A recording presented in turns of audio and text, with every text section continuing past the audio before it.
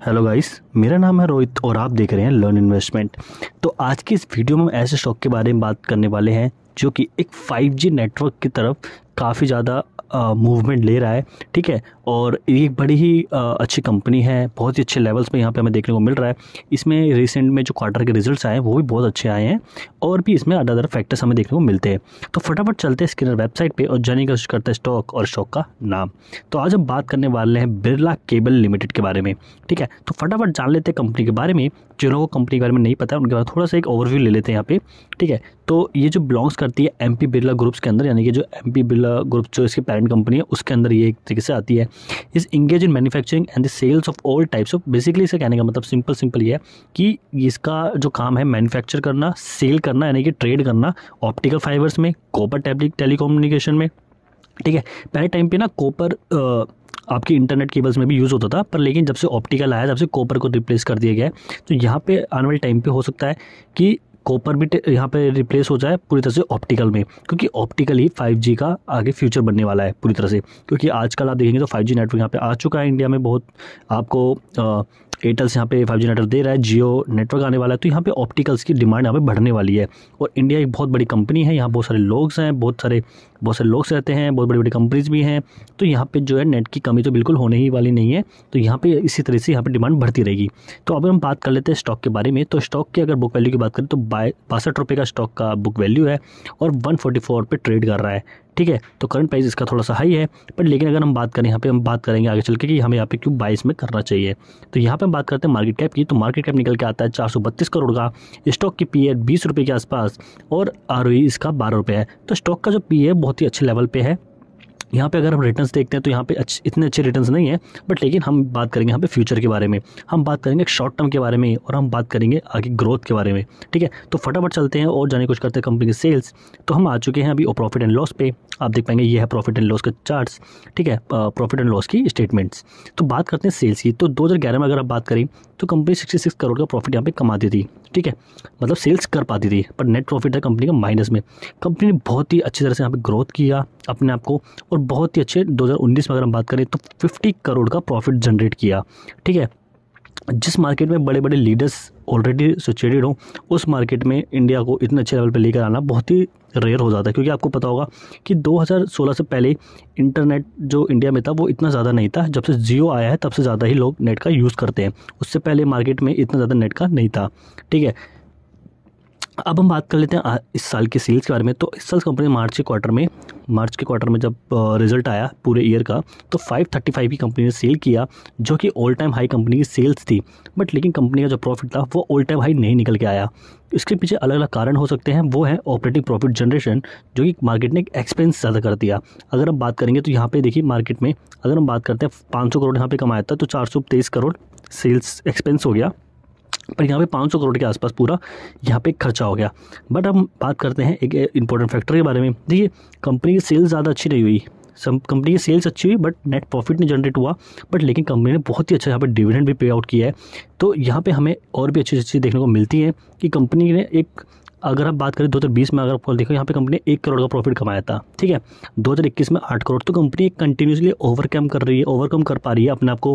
पिछले जो इतने टाइम से जो कंपनी एक तरीके से आप कह सकते हो कि लेकिन कोविड में ग्रोथ करना मुश्किल था, तो कंपनी ने यहाँ पे ओवरकम किया, 22 करोड़ का बहुत अच्छा प्रॉफिट दिखाया है। तो मुझे लगता है आने वाले टाइम पे भी कंपनी बहुत अच्छा प्रॉफिट ऐसे ही दिखाती जाएगी और हमें बहुत अच्छे टारगेट देखने को मिल सकते हैं। अब हम बात कर लेते हैं रिजर्व के बारे में। तो रिजर्व यहाँ पे कंपनी का बहुत ही अच्छा निकल के आता है, 157 करोड़ का 157 करोड़ का 157 करोड़ का प्रॉफिट रिजर्व है। अगर हम बोरिंग की बात करें, कर्जे की बात करें, तो कंपनी कर्जा भी हमेशा बढ़ता जा रहा है। आप देखेंगे कर्जा कंपनी ने कम करने की कोशिश नहीं करी है। तो यहाँ पे हमें ये देखना पड़ेगा कि कंपनी ऐसा कर्जा कर क्यों रही है। तो कंपनी यहाँ पे नए इन्वेंट्रीज वगैरह सोच रही है, नए आप कह सकते हो नए प्रोडक्ट्स वगैरह लॉन्च करने कर रही है, इसलिए कंपनी के पास बोरिंग यहाँ पे बढ़ रही है। बट कंपनी अपने रिजर्व भी बढ़ा रही है, रिजर्व कम नहीं कर रही है। तो ये जो फिगर है बहुत अच्छा देखने को मिलता है। कंपनी की बोरिंग की बात करें तो बहुत ज़्यादा बड़ा फिगर मेरे को देखने को नहीं मिलता है एज़ कम्पेयर टू कंपनी की रिजर्व के बारे में। ठीक है, तो ये नेग्लिजिबल मेरे हिसाब से नज़र आता है। यहाँ पे हम इस पर ज़्यादा फोकस नहीं कर सकते, क्यों, ये इतना इंपॉर्टेंट नहीं है। मतलब इंपॉर्टेंट है बट लेकिन यहाँ पे हमें अच्छे फिगर देखने को मिलते हैं, तो हमारे लिए टेंशन लेने वाली बात नहीं है। ठीक है, अब हम बात कर लेते हैं कंपनी के शेयर होल्डिंग पैटर्न की। तो शेयर होल्डिंग पैटर्न में हमें एक चीज़ देखनी है, जो प्रोमोटर्स की होल्डिंग है वो कंटिन्यूसली सेम है। यानी कि प्रोमोटर को अपने जो आप कह सकते हो अपने प्रोडक्ट पे पूरा भरोसा है कि आने वाले टाइम पे बहुत अच्छी सेल्स देगा। यहाँ पे एफआई की बात करते हो तो एफआई ने जून क्वार्टर में जरूर थोड़ी सी इसमें पोजीशन दिखाई थी, बट लेकिन सितंबर क्वार्टर में वो पोजीशन को भी हटा के 0.23% के आसपास कर दिया है।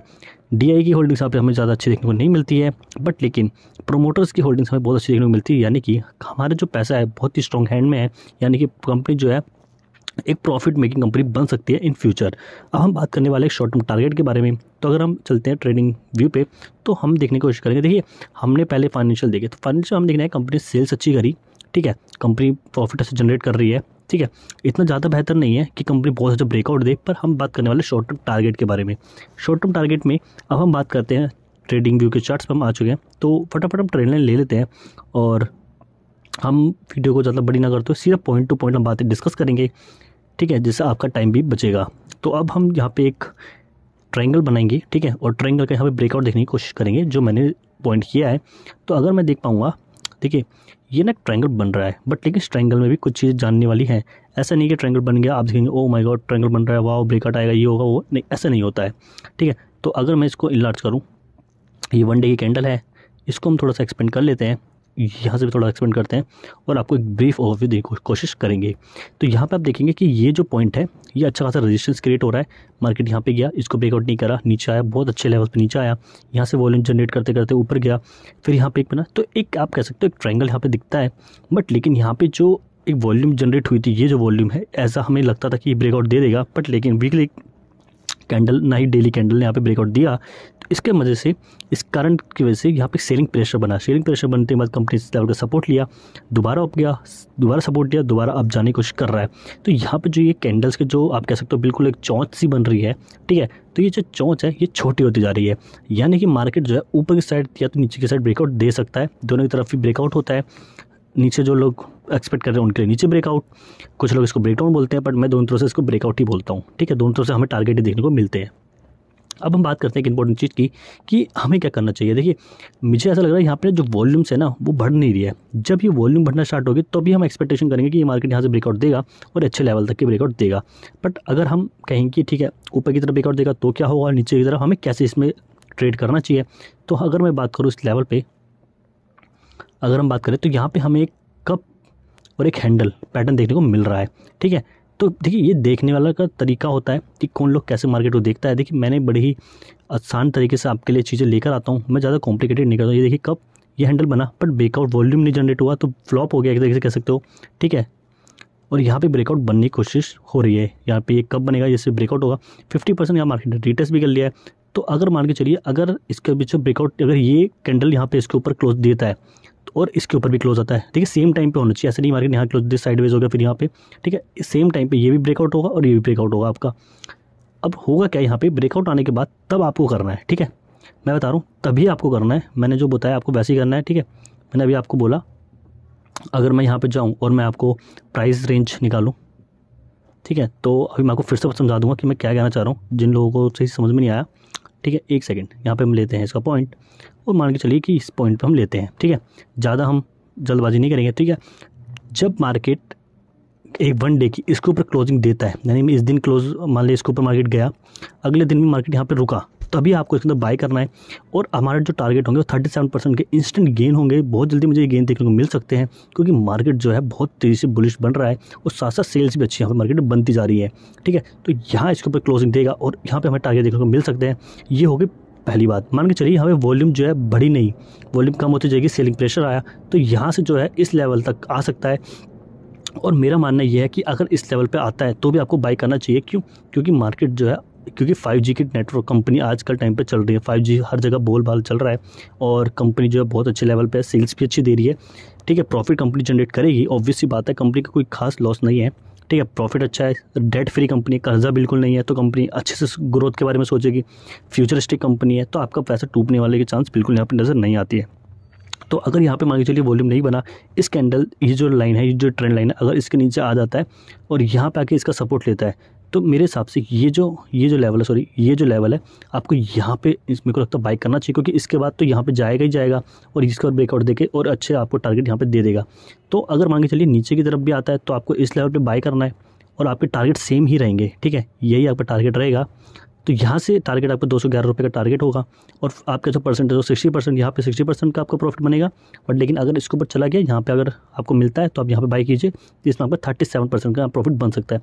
ये मेरी एनालिसिस है, ठीक है। आप भी और एनालिसिस करके समझ सकते हो मार्केट के अंदर कि क्या चल रहा है। और आपको अगर वीडियो पसंद आई, प्लीज़ आप अपने दोस्तों को शेयर कीजिए, चैनल को सब्सक्राइब कीजिए। Thank you all.